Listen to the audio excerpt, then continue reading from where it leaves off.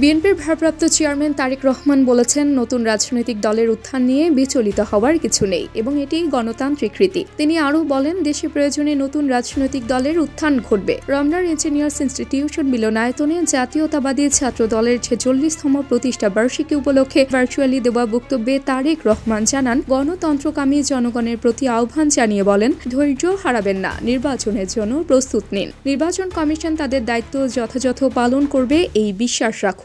তারেক রহমান দলের নেতা কর্মীদের উদ্দেশ্যে বলেন, অপপ্রচারে বিভ্রান্ত হবেন না, বরং সতর্ক থাকবেন এবং জনগণের আস্থায় নিজেকে রাখবেন। তিনি জানান, জুলাইয়ে ছাত্র জনতার রক্তক্ষয়ী আন্দোলনের পর প্রতিটি রাজনৈতিক দলের সামনে একটি বৈষম্যহীন গণতান্ত্রিক মানবিক দেশ গড়ার সুযোগ এসেছে, যেখানে দলগুলো তাদের দলীয় আদর্শ কর্মসূচি উপস্থাপন করবে। তারেক রহমান বলেন, কোনো মহল থেকে সংস্কার নাকি নির্বাচন নিয়ে যে জিজ্ঞাসা তোলা হয়েছে তা বিএনপি অসৎ উদ্দেশ্য প্রণোদিত কূটতর্ক বলে মনে করে। তিনি বলেন, রাষ্ট্র, রাজনীতি ও রাজনৈতিক দলের গুণগত পরিবর্তনের জন্য সংস্কার এবং নির্বাচন উভয়ই প্রয়োজন। তিনি নতুন রাজনৈতিক দলের উদ্যোগকে স্বাগত জানিয়ে বলেন, বিএনপি সব গণতান্ত্রিক উদ্যোগকে সমর্থন জানায় এবং জনগণ কোন দলকে গ্রহণ বা বর্জন করবে তা নির্বাচনের মাধ্যমে নির্ধারিত হবে। তারেক রহমান মন্তব্য করেন, নির্বাচন রাষ্ট্রে জনগণের ক্ষমতা নিশ্চিত করে এবং এটি গণতন্ত্র, মানবাধিকার এবং সংস্কারের ভিত্তি। তিনি বলেন, রাষ্ট্রের জনগণের রাজনৈতিক এবং অর্থনৈতিক ক্ষমতায় নিশ্চিত না হলে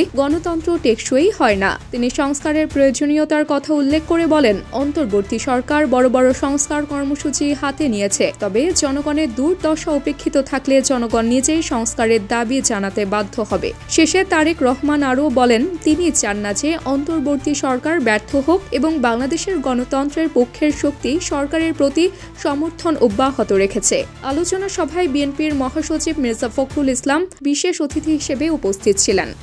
তাবাসসুম হক, আনিকা, ডেইলি আওয়ার, বাংলাদেশ।